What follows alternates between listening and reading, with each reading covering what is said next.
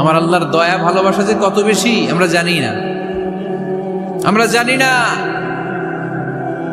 আরশের বুকে আল্লাহ বিশাল সাইনবোর্ডে লিখে রেখেছেন সাবাকাত রাহমাতি গাদাবি, সাবাকাত রাহমাতি গাদাবি।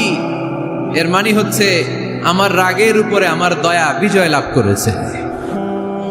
সাবাকাত রাহমাতি গাদাবি, আমার রাগও আছে, আল্লাহর রাগ আছে না, আমার দয়াও আছে, আল্লাহর দয়া আছে না। আল্লাহ বললেন আমার রাগও আছে আবার আমার দয়াও আছে, তবে জেনে রেখো আমার রাগের চেয়ে দয়া বেশি। আমাদের পাপ অন্যায় যত বড় হোক মনে রাখবেন আল্লাহর দয়া তার চাইতেও বড়, নাকি ছোট? আপনি যত বড় পাপ করেন না কেন আমাদের জন্য আল্লাহর পক্ষ থেকে দয়া আছে না নাই? বনি ইসরাইলের এক লোক সিরিয়াল কিলার ছিল, খালি মার্ডার করতো, সিরিয়াল মার্ডার, একটা দুইটা তিনটা 10টা 5টা করতে করতে করতে করতে 99টা মার্ডার করেছে। কয়টা? 99টা মার্ডার। কল্পনা করা যায়? 99 জন মানুষকে সে নিজ হাতে হত্যা করেছে।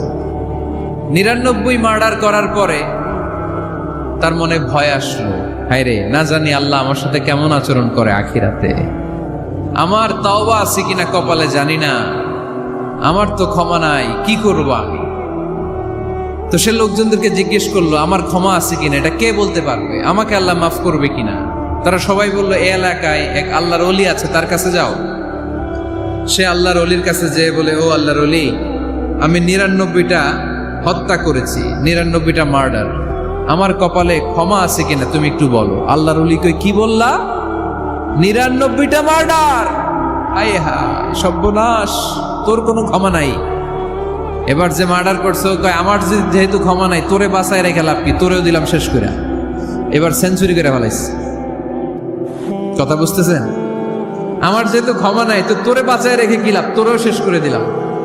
এবার সেঞ্চুরি। সেঞ্চুরি করার পরেও ভয় আসে না নাই অন্তরে? অন্তরে তো আল্লাহর ভয়, কই যাবে? খুঁজতে লাগলো কে সমাধান দিতে পারবে। একজন বললো ওই এলাকায় একজন বড় আলেম আছে, ওই আলেমের কাছে যা। সে আলেমের কাছে যেয়ে বলে, আলেম, আমি 99টা হত্যা করেছি, এখন আমার বড্ড ভয় হয়, আল্লাহ আমারে মাফ করবে কিনা, তুমি একটু আমারে বলো। আলেম বলে, তোমার গুনাহ যত বড়ই হোক আমার আল্লাহর দয়া তার চাইতেও বড়। তুমি কি পাপ করেছো, কি অন্যায় করেছো তুমি? তুমি জানো না আমার রব কত মেহেরবান, তিনি কত দয়ালু, তিনি ভালোবাসার আধার, তিনি করুণার আধার। তোমার পাপ অন্যায় যদি হয় খালের পানির সমান, বিলের পানির সমান, আমার আল্লাহর দয়া সাগরের পানির সমান। তোমার পাপ আর অন্যায় যদি হয় পাহাড়ের সমান, আমার আল্লাহর ভালোবাসার দয়া হচ্ছে আকাশের সমান। তুমি যদি তওবার মতো তওবা করতে পারো, ক্ষমার মতো ক্ষমা চাইতে পারো, চোখের পানি ছেড়ে, চোখের পানির বড় দাম, চোখের পানির মধ্যে বিশাল কারিশমা, এটা আল্লাহ খুব পছন্দ করে। 2 ফোঁটা পানি আল্লাহ পছন্দ করে। এক, জেহাদের ময়দানে শহীদের গা বেয়ে ঝরে পড়া রক্তের ফোঁটা। 2 হচ্ছে অনুতপ্ত বান্দার চোখের পানির ফোঁটা। বান্দা যখন অনুতপ্ত হয়ে চোখের পানি ছেড়ে কাঁদে, তার চোখের পানি চোখ বেয়ে নাকের ডগা বেয়ে মাটিতে পড়ার আগেই ওই অনুতপ্ত বান্দার সব গুনাহ আল্লাহ মাফ করে দেয়। সে জিজ্ঞেস করলো আমার ক্ষমা আছে কিনা? আলেম বলে আছে, ক্ষমা আছে। তওবার মতো তওবা কর, তাওবাতান নাসুহা, তওবার মতো তওবা করলে আল্লাহ ঠিকই মাফ করবে। সে এতটাই অনুতপ্ত হলো, এতটাই, সে আল্লাহর কাছে ক্ষমা চাইতে শুরু করলো। আলেম পরামর্শ দিল, তুমি যে এলাকায় থাকো এলাকাটা ভালো না, এলাকাটা ছাড়ো, এখানে সব ডাকাতদের এলাকা, তুমি একটা ভালো এলাকায় যাও, ওখানে যে তওবা করে ভালো মানুষ হয়ে যাও। সে নিয়ত করে কাপড় চোপড় গুছিয়ে ভালো এলাকায় যাবে। ঘর থেকে বেরোয়ার সাথে সাথেই মালাকুল মাউত চলে আসছে, তার রুহু কবজ করে ফেলছে। এখন রুহু কে নিয়ে যাবে? ফাজাআত মালাইকাতুর রাহমা ওয়া মালাইকাতুল আযাব। রহমতের ফেরেশতারাও আসছে, আযাবের ফেরেশতারাও আসছে। রহমতের ফেরেশতারা বলে না না, সে তওবার নিয়ত করেছে, যদিও তওবা করতে পারে নাই, যদিও ভালো এলাকায় যেতে পারে নাই, তওবার নিয়ত করেছে, অনুতপ্ত হয়েছে, ক্ষমা চাওয়ার চিন্তা করেছে, আমরা তার রুহু নিয়ে ইল্লিনে রেখে দেব। আযাবের ফেরেশতারা বলে না না, 99টা হত্যা করার পরে আরো একটা হত্যা করে সেঞ্চুরি করেছে, এখনো তো ভালোভাবে তওবা করতে পারে নাই, তার রুহুটা নিয়ে আমরা সিজ্জিনের ভেতরে ঢুকায় দেব। দুই দল ফেরেশতার মারামারি, এ বলে আমরা নিব, এ বলে আমরা নিব। ঝগড়া আছে না নাই? আল্লাহ বললেন রাখো রাখো, ঝগড়ার দরকার নাই। এক কাজ করো, যেখানে মারা গিয়েছে ওইখান থেকে ফিতা দিয়ে মাপতে শুরু করো। ভালো এলাকাটা যদি কাছে হয় জান্নাতের ফেরেশতারা নেবে, খারাপ এলাকা যদি কাছে হয় জাহান্নামের ফেরেশতারা নেবে। খারাপ এলাকা তো একেবারেই কাছে, ঘর থেকে বের হওয়ার সাথে সাথে মৃত্যু হয়েছে। আর ভালো এলাকা তো অনেক দূর। আল্লাহ জামিনটারে আদেশ দিলেন, জামিন এই অনুতপ্ত বান্দার জন্য তুই ভালো এলাকাটা কাছে চলে আয়। ভালো এলাকাটার জামিনটা তুই সংকুচিত হয়ে যা। যদিও ঘর থেকে বের হয়েছে একেবারে কাছে, খারাপ এলাকা হাজার হাজার মাইল দূরে চলে যা। ফিতা দিয়ে মাপ দিয়ে দেখে সর্বনাশ, ভালো এলাকাটা তো একেবারেই কাছে, খারাপ এলাকাটা অনেক দূরে। আল্লাহর ফয়সালা অনুযায়ী রহমতের ফেরেশতারা তার রূহকে নিয়ে জান্নাতের ভিতরে ঢুকিয়ে দিয়েছে। 99টা হত্যা করার পরে আরো একটা হত্যা করে সেঞ্চুরি, 100টা খুন করছে। আপনি কয়টা করছেন? আমি কয়টা করছি? তো 100টা খুন করে যদি ও মাফ পেতে পারে আমার আল্লাহর কাছ থেকে, আমরা কি ক্ষমা পেতে পারি না? ওর পাপের কাছে আমাদের পাপ কি? কয় ওয়াক্ত নামাজ ছাড়ছেন আপনি? কয়টা মিথ্যা কথা বলছেন? কতবার ঘুষ খাইছেন? কত টাকা সুদে লাগাইছেন? কত অন্যায় করছেন? কত জুলুম করেছেন? মনে রাখবেন, আপনার পাপ, আপনার অন্যায়, আপনার জুলুম যত বড় হোক না কেন, আমার আল্লাহর দয়া তার চাইতেও বড়। এজন্য আল্লাহ নিজের পরিচয় দিয়ে বললেন, আর রহমানু আল্লামাল কুরআন খালাকাল ইনসান আল্লামাহুল বায়ান। আমি রহমান, আমি দয়ার সাগর। তাহলে বুঝতে পারলাম আমার আল্লাহর দয়ার কোনো শেষ আছে? 100 টুকরা করে 99 টুকরা দয়া ভালোবাসা আল্লাহ তাআলা নিজের কাছে রেখে দিলেন, আর 1 টুকরা দয়া আর ভালোবাসা আল্লাহ তাআলা গোটা বিশ্বের সবার মাঝে ভাগ করে দিলেন। আমরা সবাই মিলে পাইছি কয় টুকরা ভালোবাসা? উনি রেখে দিয়েছেন কয় টুকরা? ওই 1 টুকরার কিছু অংশ আমিও তো পাইছি, তাই না?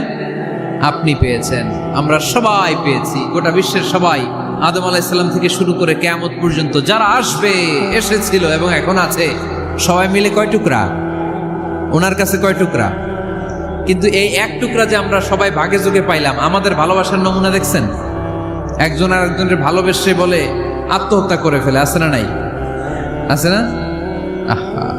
সালমান শাহ মারা গেছে, এই দেশের কয়েকটা মেয়ে গলায় রশি দিয়ে আত্মহত্যা করছে, শুনছেন? অমুক সেলিব্রিটির কি হয়েছে, ছাদ থেকে লাফ দিয়ে পরে মাথা ফাটায় ফেলছে। ভালোবাসা আছে না নাই? যারে ভালোবাসে তার নাম আবার ছেলেরা হাতের মধ্যে কেটে কেটে লেখে, প্লাস দিয়ে লেখে, প্লাস। ধরেন আব্দুল্লাহ প্লাস শামিমা, তো এ প্লাস এস, রক্ত দিয়ে লেখে, রক্ত। আমি অবাক হই, নিডেল, সুই দিয়ে কেটে কেটে লেখে আব্দুল্লাহর এ প্লাস শামিমার এস। কি ভালোবাসা! 1 ভাগ ভালোবাসার ছিটে ফোটা সবাই মিলে পাইছে। এইটা ঠেলা যদি এরকম হয়, তাহলে যিনি 99 ভাগ ভালোবাসা রেখে দিয়েছে তার ভালোবাসা বেশি না কম?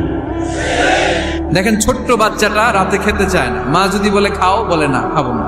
আব্বু অফিস থেকে আসুক, আব্বুর কোলে বসে বসে আব্বু আর আমি একসাথে খাবো। এই ছোট্ট বাচ্চাটা কিছু বোঝে না, কিন্তু তারপরও তার বাবার জন্য ভালোবাসা তার হৃদয়ে ঢুকাই দিছে কে? আপনাদের এলাকায় মুরগি পালেন না আপনারা? মুরগি যখন বাচ্চা নিয়ে হাঁটে, দেখবেন মুরগি ছানা ধরা যায় না, ধরতে গেলে মা মুরগিটা কি করে? কামড় দিতে আসে। এই ছোট্ট বাচ্চাগুলোর জন্য মা মুরগিটার হৃদয়ের ভিতরে ভালোবাসা ঢুকাই দিল কে? আহা, আমি পত্রিকাতে এমনও দেখেছি, বন্যায় এক মা পানি খেতে খেতে মরে গিয়েছে, কিন্তু শিশুটাকে একটা বালতির মধ্যে চাপিয়ে মাথায় তুলে ধরে রেখেছে। মা পানি খেতে খেতে নিজের জীবনকে বিলিয়ে দিয়েছে, কিন্তু বাচ্চাটা মরে নাই। বাচ্চার জন্য কি ভালোবাসা! এই ছোট্ট বাচ্চার জন্য মায়ের হৃদয়ে জান স্যাক্রিফাইসের মতো এই ভালোবাসা ঢুকাই দিল কে? আমাদের প্রতিদিনই ভালোবাসা, সকালে ভালোবাসা, বিকালে ভালোবাসা, সন্ধ্যায় ভালোবাসা, শীতকালে ভালোবাসা, গ্রীষ্মকালে ভালোবাসা। আমাদের ইসলামে শুধু ভালোবাসাবাসী, ঠিক কিনা? এই জন্য আলাদা করে আমাদের কোনো দিন লাগে না, বিশ্ব ভালোবাসা দিবস দরকার হয় না। যারা মাকে দেখতে পারে না, বাবারে দেখতে পারে না, এরা একদিনের জন্য মা বাবাকে উইশ করতে যায়, আর নাম দিছে বিশ্ব মা দিবস, বিশ্ব বাবা দিবস। কিছুদিন আগে দেখলাম বিশ্ব ডিম দিবস। কি দিবস? আমি কি মিথ্যা বললাম? ছিল একটা বিশ্ব ডিম দিবস। কিছুদিন পরে বানাবে বিশ্ব বাঁশ দিবস, যে যারে বাঁশ দিতে পারে। এরপর একটা বানাইছে শুনলাম বিশ্ব চিন্তা দিবস। তো এটা কি দিবস? কয় এই দিন আমরা সবাই মিলে চিন্তা করি যে আসলে আমাদের কি চিন্তা করা দরকার, আছে না নাই? তো এই যে ওরা বিশ্ব মা দিবস, international mother day, international father day, মা দিবস বাবা দিবস বছরে একবার ওল্ড হোমে রেখে আসে, বৃদ্ধাশ্রমে। যেহেতু সারা বছর বৃদ্ধাশ্রমে, বছরে একদিনও যদি মারে স্মরণ না করি কেমন হয়? তো একদিন ওই মা দিবসে মারে একটা কার্ড দিয়ে উইশ করে আসে, কিছু টাকা দিয়ে আসে। ওদের তো মা বাবার প্রতি দয়া নাই, শ্রদ্ধা নাই, ভালোবাসা নাই, এজন্য ঘটা করে ওদের দিবস পালন করা লাগে। আমাদের 24 ঘন্টা 365 দিনই ভালোবাসা, তাই এই দিবস ফিবসের আমাদের দরকার নাই। চিল্লায় বলেন ঠিক কিনা? জন্মের পর থেকেই তো আমাদের ভালোবাসা, মৃত্যু পর্যন্ত ভালোবাসা, আমৃত্যু ভালোবাসা। এই জন্য বিশ্ব ভালোবাসা দিবস, এটা ইসলাম কখনো সাপোর্ট করে না। ভালোবাসার কেন্দ্রবিন্দু একজন, চিল্লায় বলতে হবে তিনি কে? দেখেন, এক টুকরা ঠেলায় বিশ্ব ভালোবাসা দিবস আমরা পালন করি। ভালোবাসার গান, ভালোবাসার নাটক, ভালোবাসার ফিল্ম, ভালোবাসার কবিতা, অভাব নাই। কত ভালোবাসার স্টোরি আপনারা জানেন, এত ভালোবাসা। কিন্তু সবাই মিলে ভালোবাসার এক অংশ আমরা ভাগে যোগে পেয়েছি। এক অংশের নমুনা যদি এমন হয়, 99 টুকরা ভালোবাসা যিনি রেখে দিয়েছেন নিজের মধ্যে, তার ভালোবাসা বেশি না কম? এজন্য আমরা আল্লাহর ভালোবাসার ভিখারি, আমরা আল্লাহ তাআলার রহমতের ভিখারি। আল্লাহর রহমত ছাড়া কেউ কোনোদিন জান্নাতে যেতে পারবে? কোনোদিন নিজের আমল নিয়ে বড়াই করবেন না। আপনারা কি ভাবেন যে আপনার আমল দিয়ে আপনি জান্নাতে যাবেন? আল্লাহর হাবিব বললেন, আল্লাহর রহমত ছাড়া, ভালোবাসা ছাড়া কেউ কোনোদিন জান্নাতে ঢুকতে পারবে? আম্মা জান আয়েশা বললেন, ইয়া রাসূলুল্লাহ আপনিও না? আল্লাহর হাবিব বললেন, না আমিও না, তবে আল্লাহর রহমত আর দয়া সেদিন আমাকে ঘিরে রাখবে। মান নুকিশা উযিবা, যার হিসাব আল্লাহ সেদিন চাইবেন সে ধরা খেয়ে যাবে। সব সময় আল্লাহর কাছে এই দোয়াটা যেন আমরা করি, আল্লাহ কিয়ামতের দিন তুমি আমার হিসাব নিও না, আল্লাহ তুমি আমার বিচার বসিও না, আল্লাহ তুমি দয়া করে আমারে মাফ করে দিও। আল্লাহ যার বিচার করবেন ও জাহান্নামে যাবে, আর যার বিচার করবেন না সে জান্নাতে যাবে। আল্লাহ যদি বিচার করে আর পাই টু পাই হিসাব নেয়, নামাজ পড়লি না কেন, রোজা রাখলি না কেন, মিথ্যা বললি কেন, খাদ্যে ভেজাল দিলি কেন, মাছে ফরমালিন দিলি কেন, যৌতুক খাইলি কেন, ঘুষ খাইলি কেন, উল্টাপাল্টা করলি কেন, জিনা করলি কেন, একটার পর একটা প্রশ্ন বানে যদি সেই ভয়ঙ্কর দিনে আল্লাহ আমাদেরকে জর্জরিত করে, আমাদের কোনো উত্তর আছে? সেদিন আমাদের বাঁচার কোনো উপায় আছে? তাই আমরা সবাই আল্লাহর কাছে দোয়া করবো, আল্লাহ কোনো বিচার টিচার মানি না, কোনো বিচার করতে পারবো না, দয়া করবা। রোজ হাসরে হে আল্লাহ আমার করোনা বিচার, আল্লাহ করোনা বিচার, পড়েন আমিন। রোজ হাসরে হে আল্লাহ আমার করোনা বিচার, আল্লাহ করোনা বিচার, বিচার চাহি না তব দয়া চাহে এ গুনাহগার, আল্লাহ করোনা বিচার, পড়েন আমিন। তিনি যদি দয়া করেন তবেই আমরা জান্নাত যেতে পারবো, ঠিক কিনা? এজন্য আল্লাহ বললেন, আর রহমানু আল্লামাল কুরআন খালাকাল ইনসান আল্লামাহুল বায়ান। আমি হলাম রহমান।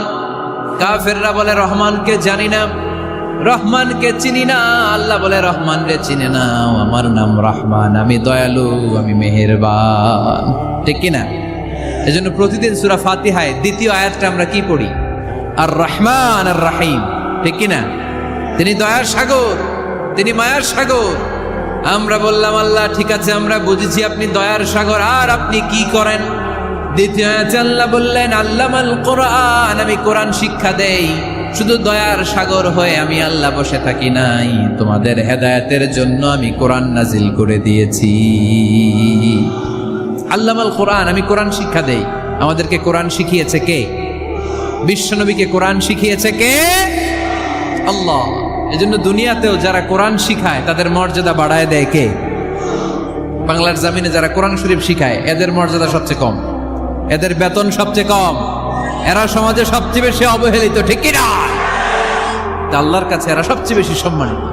আল্লাহর হাবিব বললেন, খায়রুকুম মান তাআল্লামাল কুরআনা ওয়া আল্লামাহু, তোমাদের মধ্যে আল্লাহ তাআলার কাছে সবচাইতে প্রিয় শ্রেষ্ঠ ওই মানুষটা যে নিজে কোরআন পড়ে আবার অন্যরে পড়ায় দেয়।